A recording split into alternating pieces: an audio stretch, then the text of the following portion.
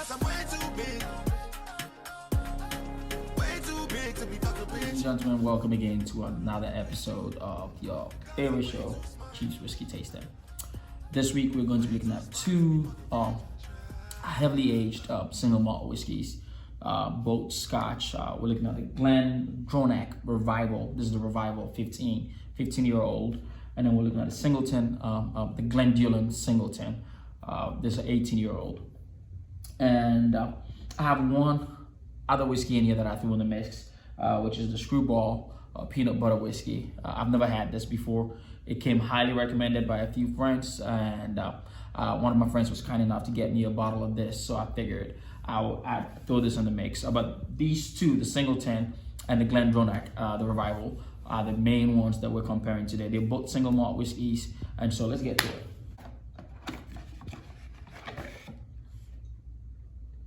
So this is an 18-year-old bottle. If I remember correctly, it's priced right under $100, which is very rare for an 18-year-old bottle. Usually you would have these bottles up in the hundreds. So for it to be priced under $100, it's like a steal. As you can tell, I've drunk a little bit of it, so it must be really good whiskey.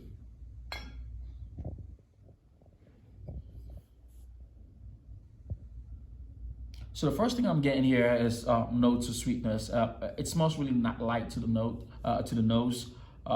Really light smells, but there are hints and hints of sweetness in here. Yep, that's it.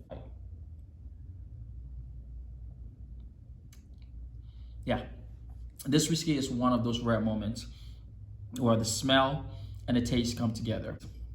Not overpowering.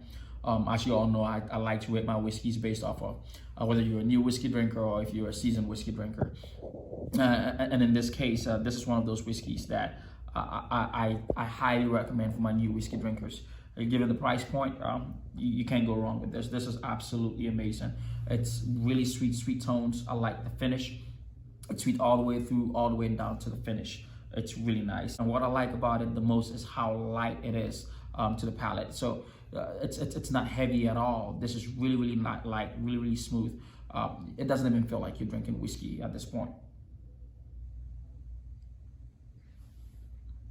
Oh yeah, I love it. This is really nice. I poured me a little too much. Let's get on to the Glendronach. So yeah, I know this is a 15-year-old compared to an 18-year-old. However, this came really highly recommended by a lot of whiskey drinkers. I have had other Glendronachs, not the Revival, and they're really good. They're a little bit more expensive. So this 15-year-old bottle is, I think, about 160, 170, right under $200. So this is a little bit more expensive than the Singleton. It is a whiskey man's whiskey in a way, just the brand, the Glendronach brand. It's a whiskey lover's brand. So let's get to the review.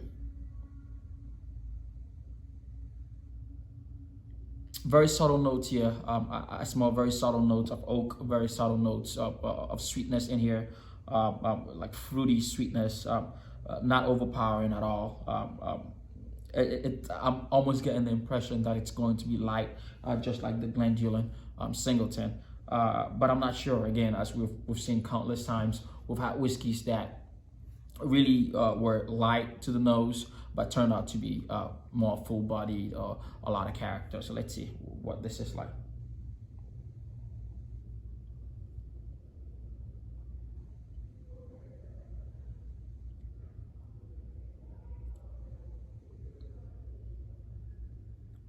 This is nice. So this is one of those whiskeys that has two finishes. Not two finishes, it comes in two parts. The first is the sweet, fruity, you can taste some cherries in there, just nice, fruity taste up front. And then there's that oaky finish in the back end, and there's a hint of like alcohol just as it goes down the throat, but really smooth. Not the smoothest, but quite smooth. this will not be something I'll recommend for someone who is new to whiskey drinking. And that even though it's smooth for us as whiskey drinkers, it's not the smoothest, not compared to the Glendullan. And for the price that you're paying for this compared to the Glendullan, I think if you're new to drinking whiskey, the Glendullan might be a better steal for you. It might be a better buck for your money. But from a whiskey perspective, this is one of the nicest whiskeys I've had so far on this show. It has a lot of character to it, a lot of body.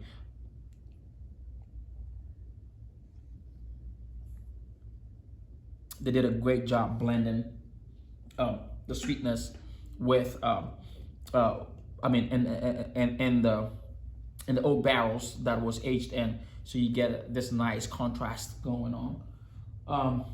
So yeah, of the two, again, from a whiskey drinker's perspective, I like the Glendronach. However, if I was to buy one of these two bottles and keep in the house for guests, it would definitely be the Singleton, simply because it's easier to drink, and most people are going to enjoy drinking the Singleton than the Glendronach.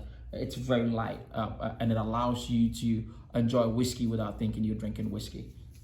Now, for the man of the hour, we'll look at the Skrewball. Now, I've never had this, as I mentioned earlier. It's something I'm really new to. I never had it before.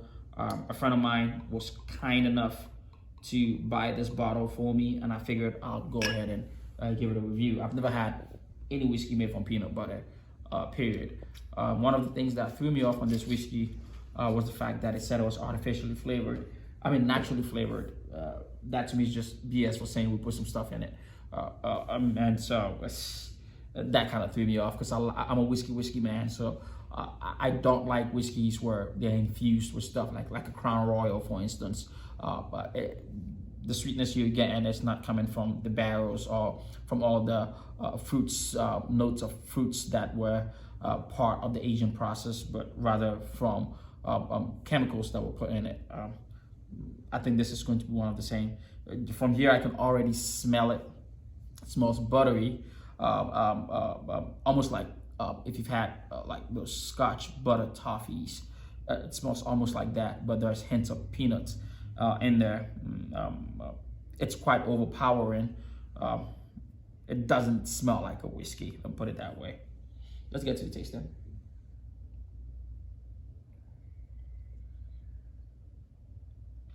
Really creamy. Creamier than probably any whiskey I've had. I could be wrong. What I do like about this whiskey is the fact that it finishes really smooth. This whiskey was definitely made for people who are not whiskey drinkers. This whiskey was definitely made for people who want to party and have a good time and drink without cringing, without having that look on their face as they pour it down. I can see why there's a lot of rave about it, because I keep hearing about it. I can see why there's a lot of rave about it, but I do not consider this a whiskey. It's really good, and I think for people who are getting into whiskeys, this is something that they will probably love, even though it's not really a whiskey. Really sweet, a lot of sugar, artificially flavored, of course, or post. I don't think it was even aged, and if it was, a couple months at best. But for what you're paying for and for what they're trying to achieve, I think they did a really great job of achieving that. And so this brings me to the end of today's review. Thank you very much for watching, and I look forward to seeing you next week. I actually have some really great whiskeys coming next week as we get closer and closer to the holiday period, so I can give you some ideas for those whiskey gifts to that special person in your life. See you, and thank you very much. Bye-bye.